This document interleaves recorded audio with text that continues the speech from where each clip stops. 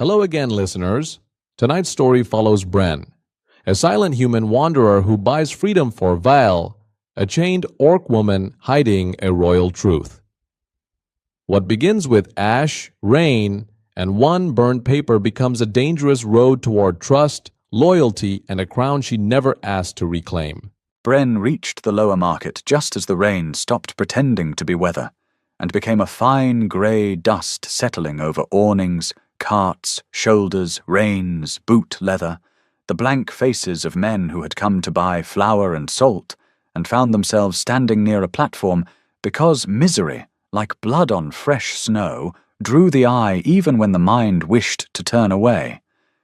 He had meant only to cross the town and keep north before evening, because the road outside the border wall climbed into black firs and old stone, and he had been moving toward black firs and old stone for 6 months, without ever admitting that a direction had become a habit in the absence of a destination. His horse waited in the stable behind the willow tap, with one saddlebag half empty and the other holding a whetstone, a spare shirt, a roll of bandage, a packet of tea gone stale from disuse, and a strip of blue ribbon folded into oilcloth, so many times the creases had become permanent. He carried the rest on his body, a knife under his coat, a short sword plain enough not to invite comment, scars that pulled when the air turned wet, and the kind of silence people mistook for patience until they saw the old measurements moving behind his eyes. The lower market smelled of tallow, wet wool, horse dung, and river mud. A fishmonger was covering his table with canvas. 2 children chased each other between crates until their mother caught one by the back of his collar and cuffed him without malice. A drunk slept under a stair with rain in his beard. Bren noticed all of it because the body of a soldier noticed before a man decided whether noticing mattered, and then he noticed the platform, the rope rails, the auctioneer in a brown hat polished dark at the brim by greasy fingers, and the line of people standing behind him with iron on their wrists. He slowed only because the crowd narrowed the street. That was what he told himself. Then he saw the orc woman. She stood third from the end, taller than the men beside her, even with her spine held carefully straight instead of proud, as if pride had become too heavy a garment, and she had set it aside for practical reasons. Her skin should have been green in the way mountain pines were green after rain, dense and alive and difficult to darken.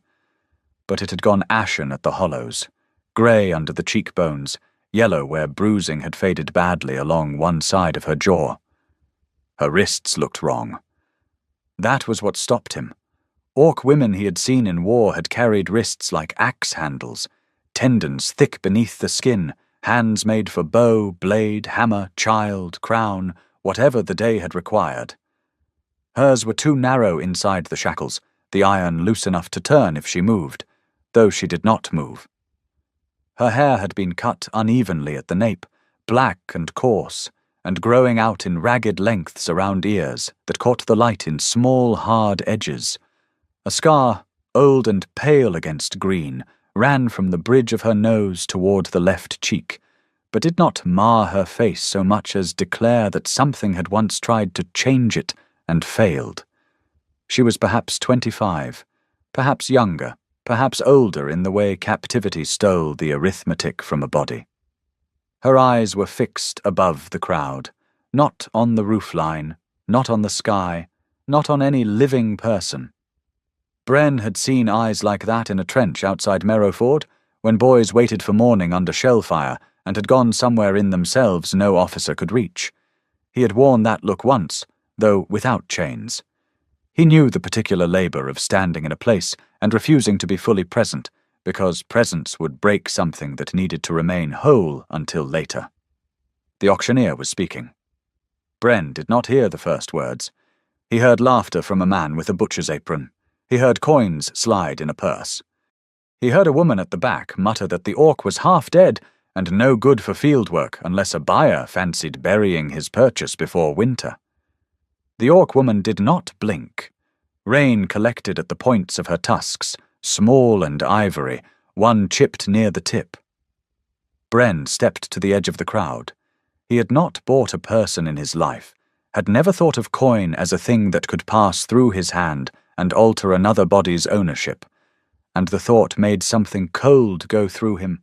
Not shock exactly, because war cured a man of the luxury of surprise, but disgust, clean and immediate as the taste of iron. He should have kept walking. The road north waited. The inn waited. His horse waited. No order had been given. No man had called for aid. No oath bound him. The auctioneer lifted the woman's chin with the end of a cane, showing the line of her throat to the crowd, as if he were turning a horse's head for inspection. Bren's right hand moved before the rest of him had decided. It closed around the cane. The auctioneer looked down, annoyed first and then careful when he saw Bren's face.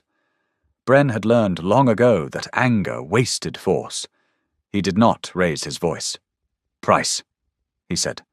The crowd shifted. Someone laughed because they thought it might become interesting. The auctioneer tried to recover his rhythm, spreading one hand wide, naming a number too high for what he believed he was selling and too low for what any soul was worth. Bren paid it without bargaining, which was a mistake in markets and a mercy in battle. The auctioneer's mouth tightened around the loss of theatre. A clerk counted coin. A key changed hands. Bren took it and stepped onto the platform. The orc woman's gaze did not drop to him until he was close enough that she could have broken his nose with her forehead if she had chosen and had the strength. Her eyes were gold, not bright but banked, like fire under ash. He saw calculation in them, and exhaustion, and behind both a shape of command so deeply buried that he almost missed it because no throne, banner, or polished mail stood near enough to name it. He unlocked the shackles. The iron opened with a small, ugly click. She did not rub her wrists. She did not thank him. She looked at his hands, then at the key, then at the distance between his boots and hers. "Can you walk?" he asked. She considered him for the length of one breath. "Yes." Her voice was low and rough from disuse, the word shaped carefully as if she were spending something scarce. Bren nodded once and stepped off the platform, leaving room for her to come down without touching him. That was the first stone, though neither of them knew it then. She followed. The crowd lost interest when nothing dramatic happened. Men wanted spectacle from mercy as much as from cruelty, and Bren offered them neither. He walked through the market with the woman 3 paces behind him, not because he had told her to walk there, but because that was the distance she chose, and he did not shorten it. At the Willow Tap, the innkeeper's wife came out from behind the counter with a broom in her hand and stopped when she saw them. Her eyes moved over Bren, the orc woman, the unlocked shackles still hanging from Bren's fist. Her mouth pressed thin, not from pity, but from the quick moral arithmetic of a person who owned rooms in a town where law arrived late and left early. "One more room," Bren said. "If you have one. Only the loft," she said. "Roof leaks." "Mine doesn't." "No," she said, and looked at Vial without knowing the name. "Yours doesn't." Bren set coins on the counter. The innkeeper's wife took them, and then, after a hesitation so small most men would have missed it, set a second key beside his change. "Kitchen closes at dusk." "Food now," Bren said. "Whatever is soft." The woman with the broom looked at him again, and understood more than he had meant to say. She called toward the back. Bren led the orc woman up the stairs, slowly because he heard the slight drag in her left step, and because pride could turn stairs into enemies if a man made a performance of helping. The room was narrow, bed against one wall, small table under the window, basin, pitcher, chest with a broken latch, pegs for coats, a hearth no wider than a shield. Bren set the key on the table and the shackles beside it, then changed his mind and carried the iron to the hearth, where he placed it in the ashes as if burying something too cheaply made to deserve earth.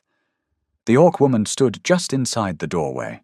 Her eyes counted the exits, the distance to the knife at his belt, the weight of the chair, the window latch, the angle of the roof outside. He watched her do it and felt, unexpectedly, the quiet pleasure he had once felt watching a competent scout read a field. She was not frozen. She was measuring. Good, he thought, and did not smile because a smile might have asked something of her. He pointed to the bed, then to the floor near the hearth. Either, he said. Door locks from inside. Key stays there. She did not look at the bed. Where will you sleep? Chair. Why? The question was not curiosity. It was a probe pressed into a seam. Bren removed his sword belt and set it on the table, far enough from the bed, close enough to his own hand if the door opened. Because there is one bed. Her gaze sharpened, not softened. Men say generous things when they want witnesses inside themselves. Bren had heard many accusations in his life, but few so precise. He took off his wet coat and hung it on a peg. Water ran from the hem to the floor. I don't need you to witness me. She absorbed this without approving it. There was no trust in her face, only a small adjustment of threat. Food came on a tray. Barley porridge with cream, broth with torn bread, stewed apples, a cup of water, another of weak beer. Bren took the tray at the door before the serving girl could step inside. He placed it on the table and moved back. The orc woman looked at the food as if it were a weapon whose mechanism she did not yet understand. Bren sat in the chair near the hearth and began unbuckling his boots. He did not tell her to eat. Commands attached themselves to food too easily in places like the one she had left. After a time, she crossed the room and took the water first. She lifted it, smelled it, touched a finger to the surface, tasted that, waited. Bren kept his eyes on his bootlaces. The patience was not performed because he was not patient by nature. He simply knew there were moments when action was a hand laid on a bruise. She drank half the cup in 3 swallows, then stopped with a force that made the muscles in her throat jump. She ate the apples, slowly, then the broth, then a few spoonfuls of porridge before her body refused what hunger demanded. When she set the spoon down, shame moved across her face like a shadow from a passing cloud. Bren stood, took nothing from the tray, and went to the basin. More later, he said. She looked at him as if the words had reached for her and she had stepped back from them. There may not be later. He poured water into the basin and washed his hands though they were not dirty. There usually is. The room held that for a while. Night came down over the town with cartwheels and closing shutters, the muffled bark of a dog, the sour singing of men leaving the tavern below. Bren built the fire low. The orc woman sat on the bed only after he had settled in the chair with his boots off and his knife placed on the floor beside him in plain sight, handle turned away from her. She did not lie down. She remained seated with her back against the wall, knees drawn up, hands loose, but ready. He closed his eyes because watching a person try to sleep could become another chain. He did not sleep for a long time. Neither did she. Once, near midnight, he heard her move. Not toward him, toward the table. A soft scrape. The key lifted, set down. The sword belt touched, shifted less than a finger's width. His purse, left deliberately near the tray, opened and closed without coin removed. A test, then another, then another. Small stones tapped before weight was placed on them. Bren kept his breathing even. At some hour when rain returned softly to the roof, she lay down on top of the blanket rather than under it. Much later he opened his eyes and saw that the water cup stood empty near her hand. Without thinking, he rose silently, refilled it from the pitcher, and set it where she could reach without waking. The movement struck him halfway through, the old domestic shape of it, the exact angle of a cup placed near a sleeping hand, and for one raw second the room became another room with a cracked blue wall and fever heat trapped under shutters. A woman's hair dark on a pillow, his own younger hand trying to be useful against a thing no blade could meet. He almost spoke a name. The sound rose and died behind his teeth. The Orc woman's eyes opened in the dark. Of course they did. Bren stepped back. "Water," he said, and sat down again. She watched him until dawn. Quick note before we continue.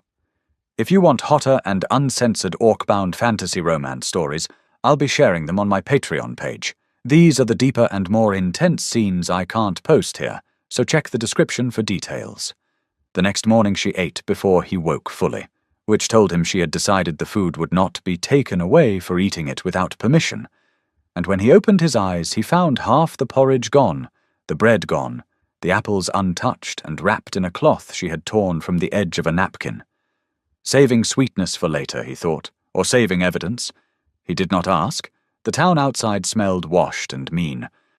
Bren bought her clothes from a seamstress, who did not ask why an orc woman needed a wool dress, leggings, a heavy cloak, and boots cut down from a man's pair, though her needle hand trembled when measuring Viel's shoulders.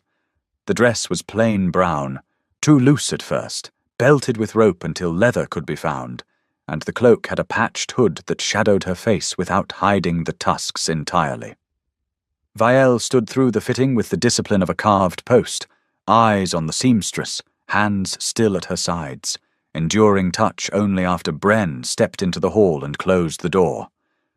When she came out, the change struck him harder than he expected. Not because she looked healed. She did not.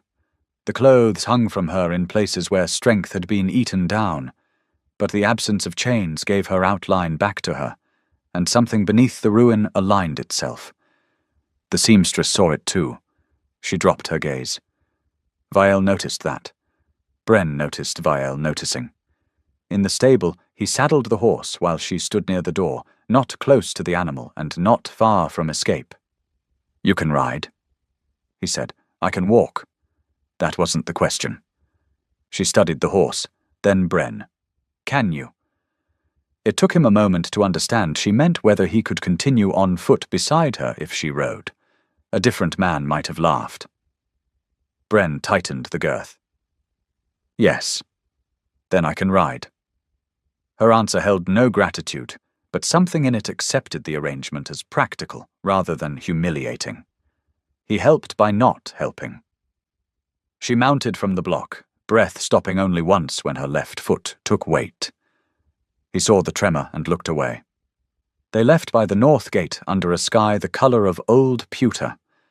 The guards looked at Viel, then at Bren's sword, then at the stamped paper the auction clerk had given him to prove purchase, and Bren felt a heatless anger move through him at the idea that freedom might require a receipt.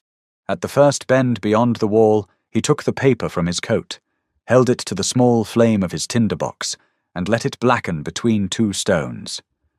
Viel watched from the saddle. The paper curled, names and seals shrinking into smoke. "That was worth coin," she said.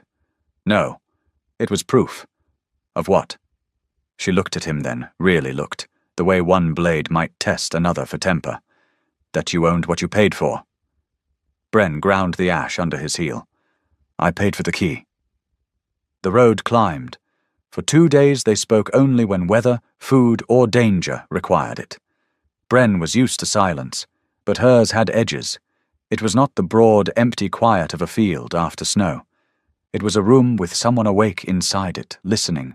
She watched how he bought meal at a roadside farm, how he placed coins on the gatepost and stepped back before the farmer's daughter came near, how he kept his hands visible when speaking to frightened people, how he slept with his back to a tree and one ear turned to the road, how he never moved between her and an open path unless there was a cliff or cart or horse to avoid. She learned the pattern of his limp, slight and old, appearing on downward slopes. He learned that she did not like anyone behind her left shoulder. He learned that she counted their supplies each evening after he did, and that her count was faster. He learned that when crows lifted from trees ahead, she watched not the birds, but the shadows beneath them. On the 3rd day he left his small knife beside the fire while he went to the stream. When he returned, it lay precisely where he had left it, but a notch in the damp ground showed she had picked it up, tested its balance, and set it down with the handle turned the same way. He felt again that quiet pleasure, respect like a coal warming under ash.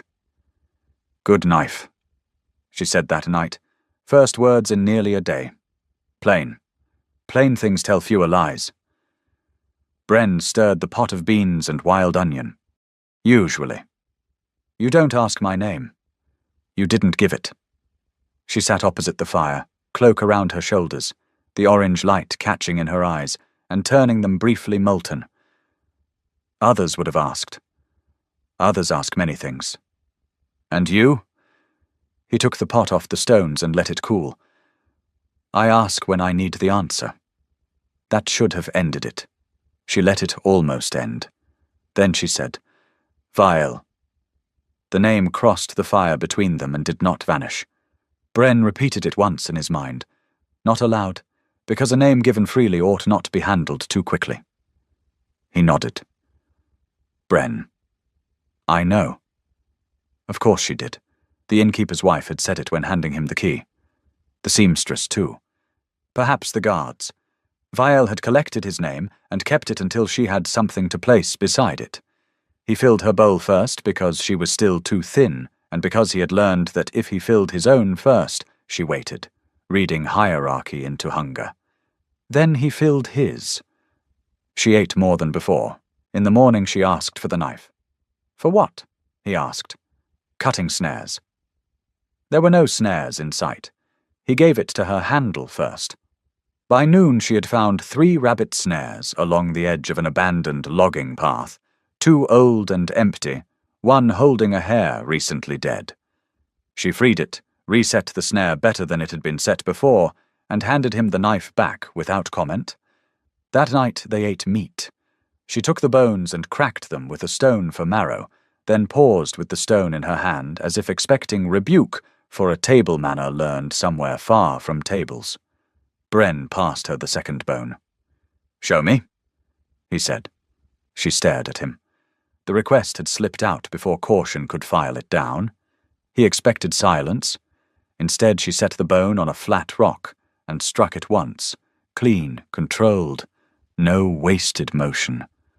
"Not like chopping wood," she said, "like opening a hinge." He tried. The bone skidded. She made a small sound that might, in a better-fed woman, have become amusement. He looked up. Her face had already closed, but not entirely. A line remained at one corner of her mouth, proof of something living under watchfulness. He felt it land in him with a force out of proportion to its size. Trust as architecture, though neither of them named it. A knife returned, a bowl filled without ceremony, a correction offered, a near laugh allowed to survive for half a breath. The road narrowed after the 5th day, leaving farms behind for upland scrub and granite teeth pushing through the soil. Bren had planned no route beyond north, but old training disliked vagueness, and each evening he unfolded his map, more out of discipline than intention. Vial studied it from across the fire without asking to touch. On the 6th evening, he turned it so the letters faced her. "Road splits here," he said. "West goes to Stonebreak, north follows the old Imperial Road." Her hand, which had been reaching for her cup, stopped short of the clay. "Imperial," she said. "Orc Road." Was. Humans name everything as if the naming ended it. He looked at the map again. The stones are still there. Stones remember better than men. It was the longest thing she had said since the room at the inn. Bren did not crowd it. "North, then," he said. Her eyes lifted. "Why?" "You looked at the road before you looked away." For a moment she seemed to resent him for seeing it. Then she looked toward the dark line of hills. "That is not a reason. It's more than I had yesterday." She turned the cup in both hands. Her fingers were thickening again by small degrees, swelling with food and rest, or perhaps returning to themselves. "And if I said west?" "We'd go west. Because you paid for the key?" The old test, different shape. Bren folded the map along a crease soft from years. Because you are riding the horse. She watched him long enough for the fire to shift and settle. North, she said. The old imperial road had been built for armies, trade wagons, and the arrogance of rulers who expected mountains to yield because stone had been laid over them. In places it remained wide enough for 4 carts abreast, paved with black slabs that held warmth after sunset and rainwater in shallow seams. In other places roots had lifted it, frost had split it, and young birches grew from cracks where banners might once have passed. Vial changed when they reached it. Not openly. Her silence deepened, but the quality altered, grief and attention braided together. She dismounted more often despite weakness, walking with one hand brushing the stones when the road climbed. Once Bren saw her, stop beside a marker half sunk in moss. The inscription was in the Orc script, angular and severe, cut deep enough to outlast weather. She touched 2 fingers to the first line, then to her brow. He looked away because some rituals were doors and he had not been invited through. That evening she repaired his boot. He had been cutting a strip of leather from an old strap, awkwardly because the sole had opened near the toe and wet had begun to come through. Vial watched for perhaps 3 minutes before irritation overcame distance. "Give it here." He gave it. She took the boot, the leather, and the awl from his kit, then frowned at the thread. Too thin. It holds. It lies. She reached into her cloak and removed a cord she had twisted from spare flax fibers over the last 2 days while pretending to do nothing. Bren had noticed the movement of her hands, but not the result. She waxed it with a scrap from their candle and began stitching with strong, ugly precision. Her hands were still too lean, knuckles prominent, nails cracked, but the motion had authority. He watched the work, not her face. "You were taught well," he said. They all paused. "Many things." "Boots included?" "Armor straps, saddle girths, field repairs. A ruler should know which small failures kill men." The sentence came out before she could weigh it down. Bren felt it between them. A ruler, not a chief's daughter, not a captain, not a noblewoman's attendant. A ruler, spoken not as boast, but as training. Vial resumed stitching with slightly more force. He did not ask. The fire popped. Rain threatened, but did not fall. After a while he said, "Our quartermaster used to say armies die from rot before blades." Her hand slowed again, but this time not from regret. He was correct. She. The word left him quietly. He had not meant to offer that door either. Vial tied off the cord. She was correct. Bren took the boot when she handed it back. Their fingers did not touch. The space where they might have touched seemed more charged than contact. "Thank you," he said. Vial looked at the fire. It was a bad stitch. "It will hold. Now." That night he dreamed of mud, as he often did, but not the worst mud, not the trenches or fields where horses screamed. He dreamed of the road outside, a town made unsafe by soldiers who had never entered it, refugees moving under a white noon, a woman walking beside him with a scarf over her hair, and a cough she hid until hiding cost more breath than it saved. He woke before dawn with his hand closed around the blue ribbon in his coat pocket. Across the ashes, Vial sat awake, knees up, knife across her thighs. She had let the fire die low to preserve fuel. She did not ask what he had dreamed. He did not ask why she never slept past first light. They sat in the grey before morning, 2 people guarding the same silence from different sides. The weather turned colder as they climbed. Frost silvered the road edges in the mornings. Bren bought a second blanket from a shepherd who overcharged him, and then slipped a packet of dried mint into Vial's hand when he thought Bren was not looking. Vial stared at the mint for a long time afterward. He was afraid, she said. Yes, but not cruel. No. Fear becomes cruelty easily. So does hunger. She looked at him sharply. Perhaps because she heard no defence of the shepherd, no defence of men, no bright claim that kindness proved anything broad enough to trust.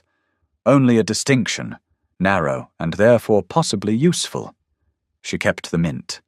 That night she brewed it with water and a sliver of apple saved from the inn days before, dried now and browned at the edges.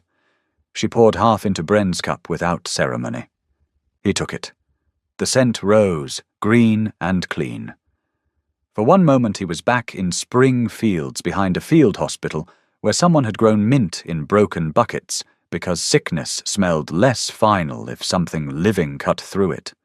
A hand, not vials, had once pressed a hot cup into his own and told him to drink before he fell over. He had forgotten the exact sound of that voice on ordinary words and remembered it all at once with such violence that he had to set the cup down carefully. Vial saw. Her face did not change. "Bitter?" she asked. "No." He lifted the cup again. "Good." She let the lie pass because the tea was not what had hurt him, and because, perhaps, she was learning not to touch every bruise she could see. On the 23rd day, they reached a way house burned sometime in the last month. Its stone walls stood, roof gone, beams black against the pale sky. Bren checked the ashes. Vial walked the perimeter. "Not bandits," she said.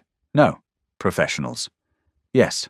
She crouched near the doorway and touched a dark stain on the stone. "Not blood. Pitch." They asked questions here. Bren did not ask how she knew. The pattern of damage told enough. One chair broken, not for firewood but under force. Cellar searched, stable doors opened and left open. No bodies, which meant either no one had died, or those who had died had been carried away to hide the asking. Vial stood, and for the first time since the auction, Bren saw fear reach her face before discipline closed over it. Not fear of pain, not even fear of death, fear of being found by a story that had been following her longer than he had. "We leave the road," he said. She looked at him. "Why?" "Because professionals use roads faster than we do.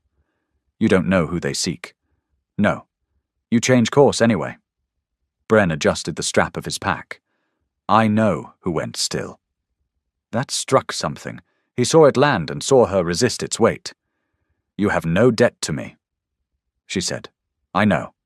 You have no knowledge. Some. Not enough. Rarely is." For a moment she looked as if she might speak and tear open the silence completely. Instead she turned towards the trees. "There is an old courier path east of here, if the stones remain. You know this country. I know maps." It was true and not true. He let it stand. They left the imperial road under a sky crowded with low clouds. The courier path was narrow, half lost under bramble, rising along a ridge where wind combed the pines until they leaned all one way. Travel became slower. Bren led the horse more often than riding could justify. Vial moved carefully but with increasing certainty, as if the land itself supplied missing strength. Once near dusk she found a spring hidden under flat stones carved with Orc letters. She knelt and cleared moss from the inscription with her sleeve. Her shoulders shook once, only once. Bren busied himself with the horse. The water tasted of iron and snow. They camped in a hollow below the spring. That night, Vial spoke into the dark after the fire had burned low. "There was a girl in the fortress kitchens," she said. Bren, who had been sharpening his knife because the motion soothed the hand when the mind would not settle, stopped moving the whetstone. "She stole honey." Vial's voice was flat, but the flatness had effort in it. "Not much. Enough to think no one noticed. Everyone noticed. No one spoke because she gave half to the old hounds and half to the children who carried coal. I was 12. I told the steward to stop counting the honey jars before he taught her to steal better." Bren waited. "That was the first order I gave that mattered." The whetstone rested in his palm. "Did he? Stop counting?" "Yes." A pause. The hounds grew fat. He saw then a place he had never seen. A fortress kitchen, a 12-year-old orc girl already learning that law without mercy became stupidity, old hounds sleeping near ovens, honey disappearing spoon by spoon. He wanted to ask why she had given him that memory. He knew better. Gifts examined too quickly turned back into guarded objects. "Good order," he said. Vial leaned against a stone, eyes on the coals. "Small one? Small orders feed dogs." She looked at him, and this time the almost smile came easier, though still briefly, as if her face mistrusted the shape. "And children," she said. The agents found them 3 days later in a village called Pell's Crossing, which was generous because there was no crossing anymore, only the remains of a bridge taken by spring floods and a ferry operated by a woman with arms like mill beams. Bren had hoped to buy passage before noon. The ferrywoman eyed Vial, spat tobacco juice into the mud, and named a price high enough to insult a prince. Vial lowered her hood. The ferrywoman's eyes widened, not in recognition of a person, but of a kind. And then, unexpectedly, she cut the price in half. "For my grandmother," she said, and would explain nothing else. They were waiting beside the landing while the ferry came back from the far bank, when the 2 men entered the village from the south. Bren saw them before they saw him, because he had spent too much of his life watching roads while pretending not to. They wore travel-stained coats of dark wool, boots made for distance, gloves thin enough for weapon work, no visible insignia. One was grey-haired, narrow, clean-shaven, with a face that had never needed to be expressive to be obeyed. The other was younger, broad through the chest, brown beard clipped close, eyes moving once across every roofline, window, hand, dog, cart, then returning to Vial with professional finality. Not bandits, not bounty rabble, men who asked the right questions in the wrong tone. Vial felt Bren's attention shift. She turned her head slightly. The moment she saw them, the life in her body withdrew behind stone. She did not step back. She did not reach for the knife. She went still in a way Bren had seen once in an officer awaiting a verdict already decided elsewhere. The grey-haired man approached with his empty hands visible. That was when Bren knew he was most dangerous. "Roads poor for travellers," the man said. His accent was northern human, not orc, but trained smooth. "Bridges out," Bren said. "So we noticed." The man's gaze rested on Vial. "Your companion has had a difficult journey." Vial said nothing. The younger man's hand hung near his coat seam. Bren placed himself not before Vial, but half a step beside and ahead, enough that any line toward her crossed his reach. "Many have." The grey-haired man smiled politely. "We are looking for someone. Most men are.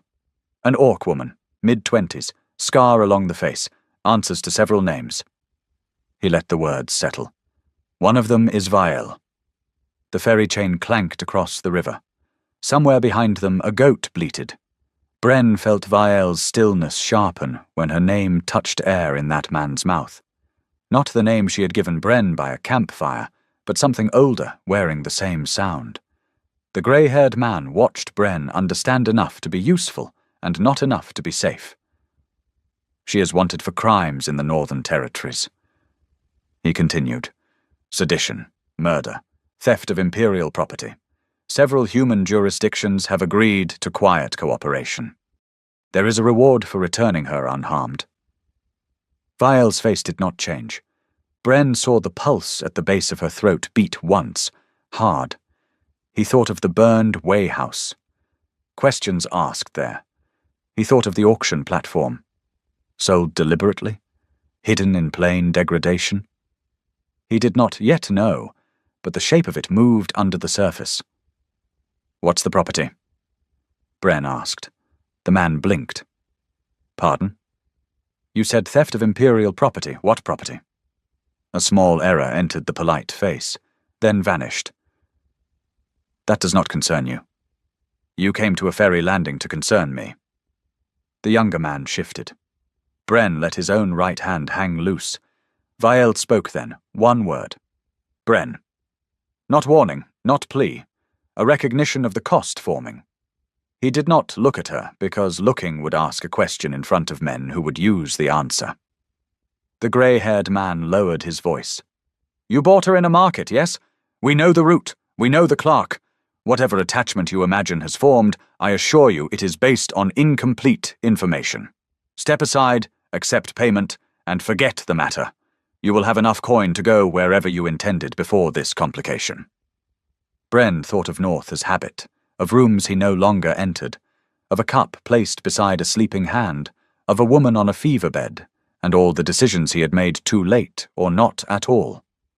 He thought of Vial resetting a snare better than she found it, of honey stolen for hounds, of a knife returned handle first, of her shoulders shaking once at a spring marked by letters older than the men before him. Attachment, the man had said, as if it were a fever. Incomplete information, as if men ever made moral choices with complete maps. No, Bren said. The younger agent moved. He was fast. Bren had expected fast. The knife came from the man's sleeve toward Bren's ribs. Not Vial, because professionals removed obstacles first. Bren stepped inside the line, caught the wrist, struck the elbow, and drove his shoulder into the man's chest hard enough to empty his breath. The knife fell. Vial moved at the same time, not away but forward, cloak flaring, Bren's small knife in her hand. She did not attack the grey-haired man. She cut the ferry rope. The ferry, halfway to the landing, lurched as the current took its slack. The ferrywoman shouted a curse broad enough for 3 counties. People scattered. The grey-haired man reached under his coat. Bren kicked the fallen knife toward the river and drew his short sword in the same motion. The blade came out plain and unornamented, a working thing. The grey-haired man froze, not from fear but calculation. Vial stood beside Bren now. Not behind.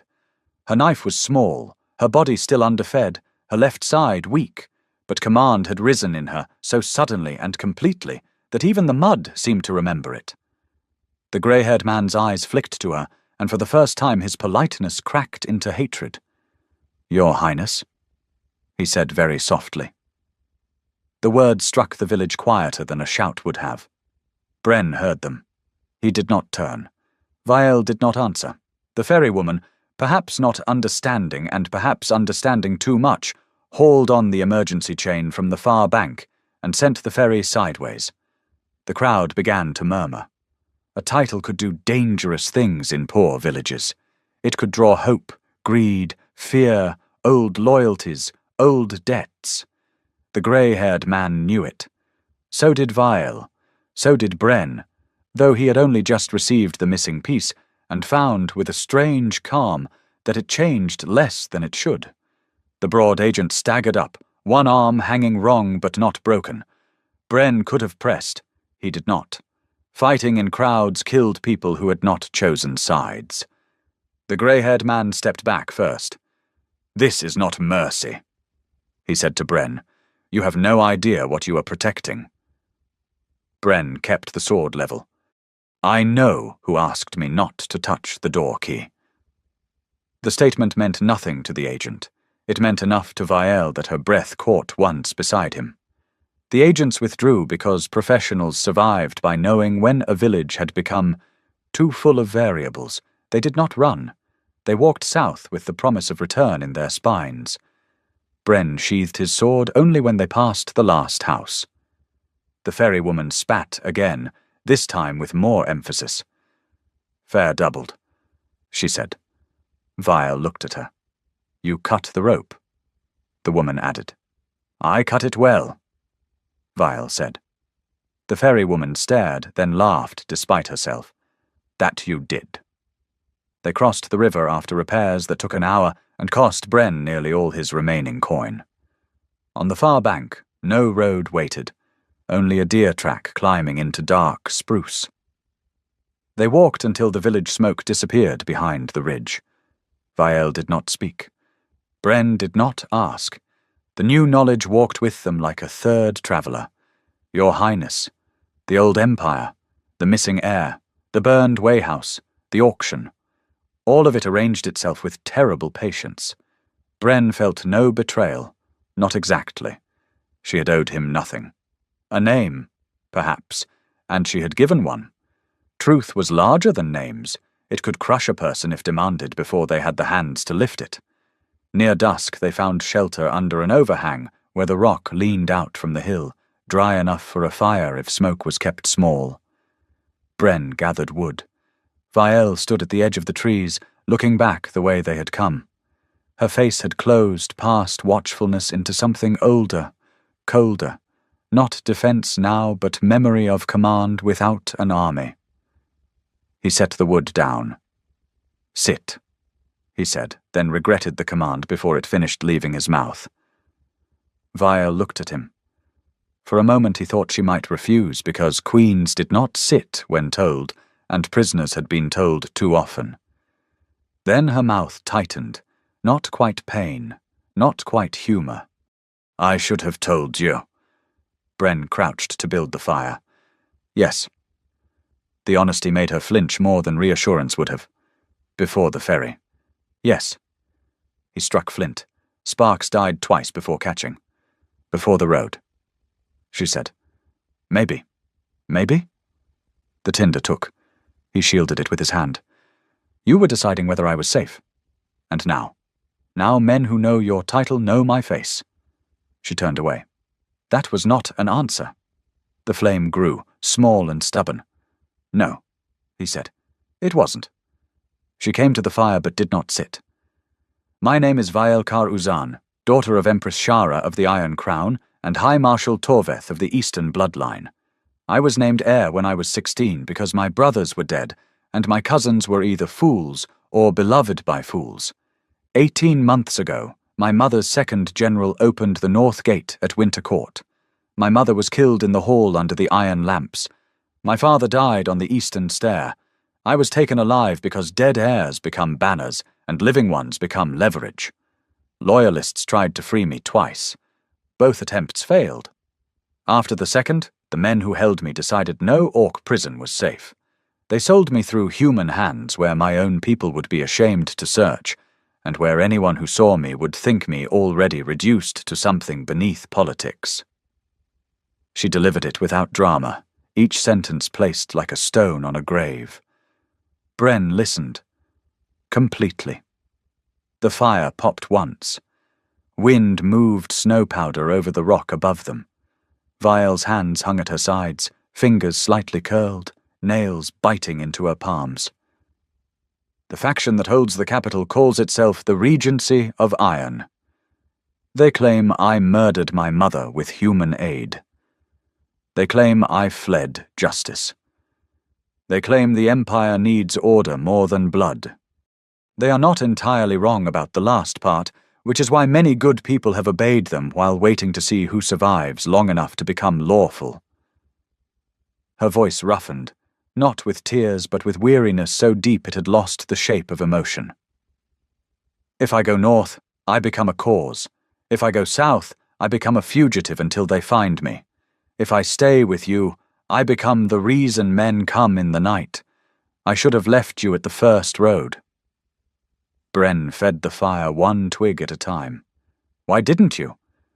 She looked at him then, and the command in her face broke, not into softness, but into something more dangerous because it had no armor at all. "Because you burned the paper." The answer moved through him slowly. Not the purchase, not the food, not the knife, not standing before agents. The paper. Proof of ownership turned to ash under his heel, while she sat on a horse too tired to know whether freedom was a trick. The first stone, perhaps. Or one of the first. He was quiet for a long time after she finished, long enough that she began to rebuild herself against whatever judgment came next. He had many questions available. Armies, loyalties, routes, how many agents, which passes, whether the Imperial Road could be used, whether any loyalists remained near the old capital. He felt each question present itself and pass by. They mattered. They would matter soon. But they were not the question before him, not the small human hinge on which the night turned.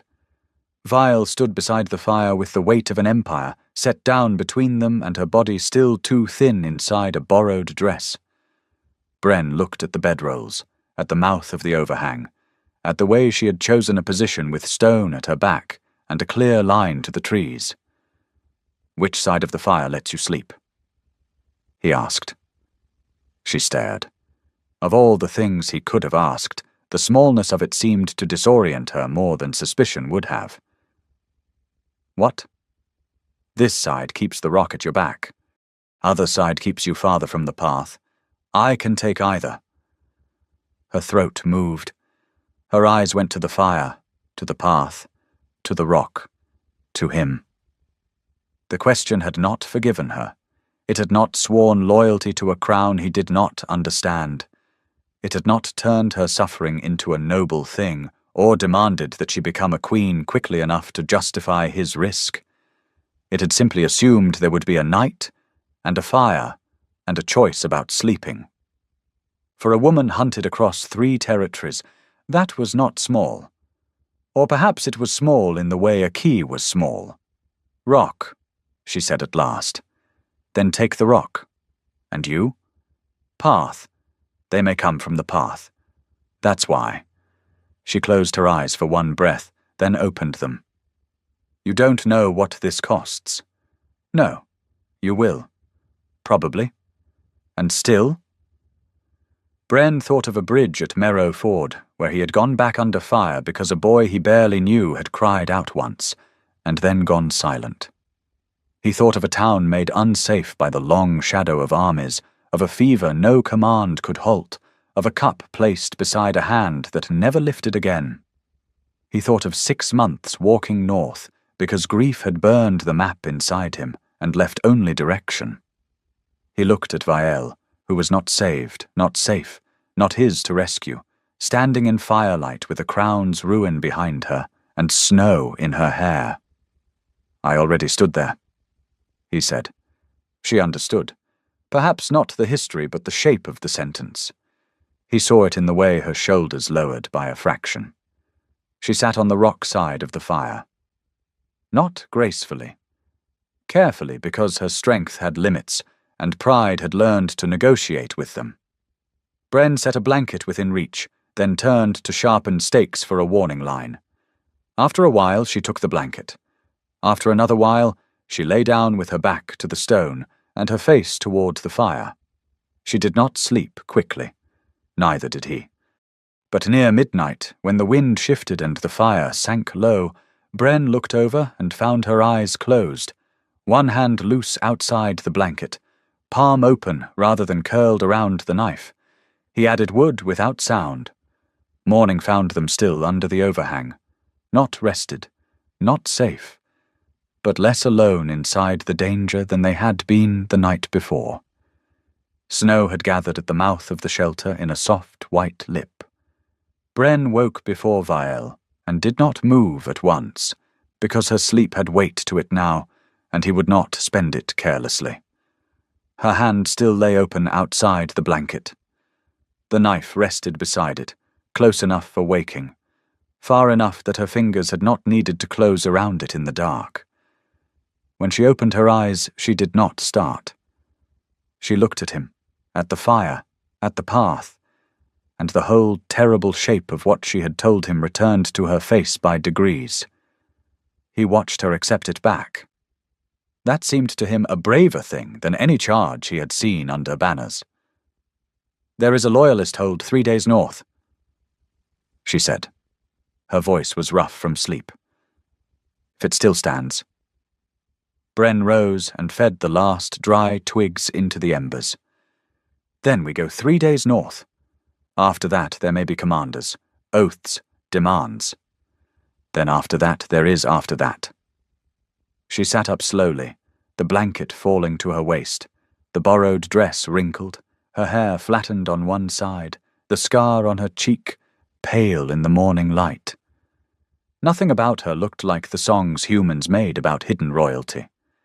Everything about her looked like the truth of it. a woman stripped down to the bone of herself and still expected to become shelter for others. "I will not be easy to stand beside," she said. Bren thought of the first night at the inn, of the key on the table, of her testing his purse, his sword, his sleep, his patience. He thought of her correcting his stitches, resetting snares, cutting the ferry rope with hands that had once signed orders in a palace.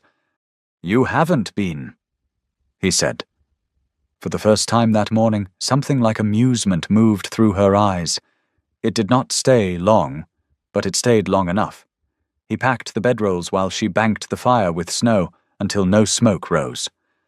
At the edge of the trees, she paused and looked south, toward the border market, the platform, the room where a cup had been placed beside her sleeping hand.